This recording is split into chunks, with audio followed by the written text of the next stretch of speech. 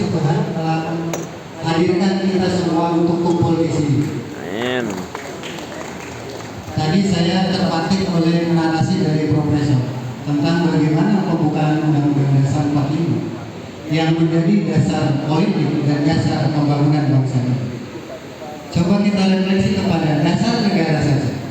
Ketuhanan yang Maha Esa sudah berganti menjadi kecuanan yang Maha Esa.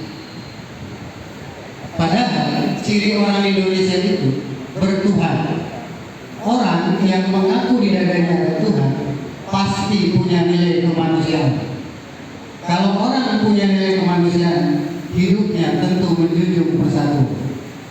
Lalu punya mimpi menerjemahkan keadilan Tuhan, itulah sila kelima, dengan cara bermufakat lalu bergotong royong.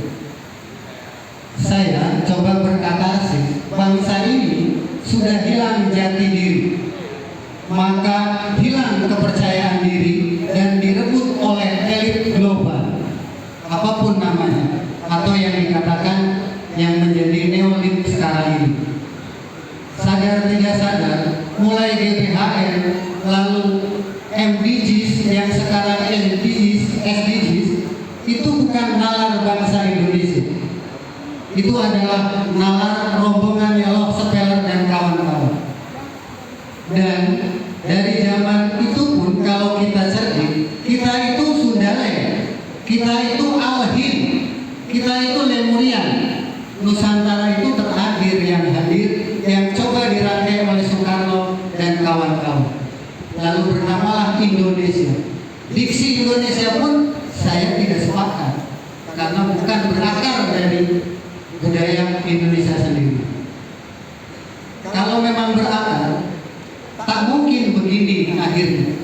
Contoh yang sering saya lakukan dengan adik-adik di pendidikan, ketika mendengar kata pendidikan inklusif pasti mahal. Ketika mendengar pendidikan berbasis alam pasti mahal.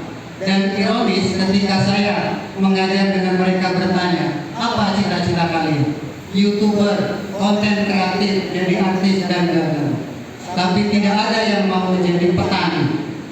Barusan saya dengan pelaku pergerakan petani di belakang, bahwa pertanian kita sudah didirect oleh yang namanya industrial global.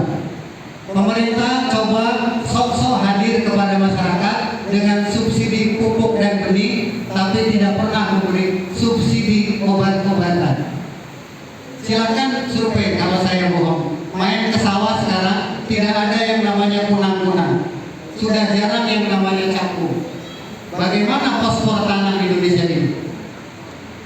Belum soal regulasi izinnya, belum soal regulasi pasarnya, semua di daerah. Dan Menteri Pertanian sampai kepala dinas bagi saya adalah itu cuman apa bahasanya? Cuma pemasar obat-obatan global. Pun dengan kesehatan, pun dengan pendidikan. Bangsa ini bagi saya ke depan perlu melakukan restorasi Nusantara. Korea berhasil melakukan restorasi, Jepang melakukan itu. Kenapa Indonesia tidak mampu? Kenapa saya coba mengangkat diksi itu? Partai politik sekarang sudah bukan partai politik, tapi angket dari perusahaan global.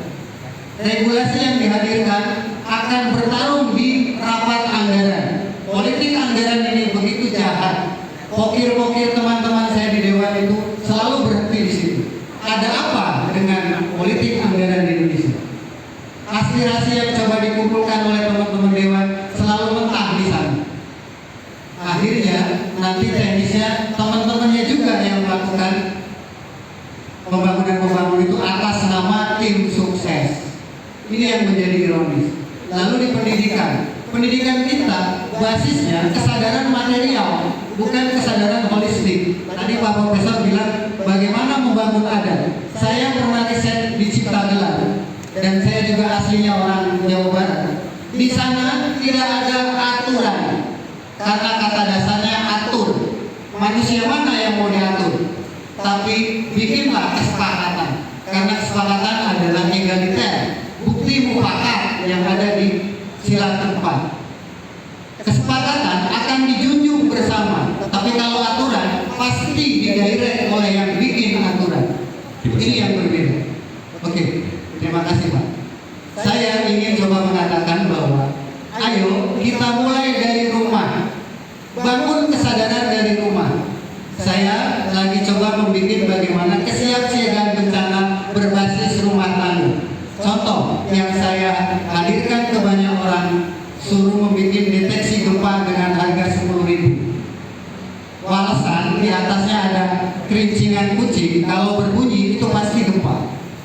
Murah, tetapi itu menjadi early warning system.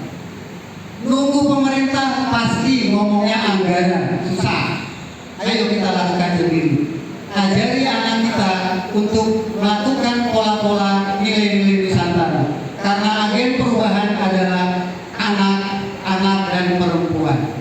Terima kasih. Saya Nono Karsono dari keluarga besar Malahan dan Padi Edutainment. Terima kasih. Terima kasih Mas Nono Karsono. Berikutnya yang di sebelah sana.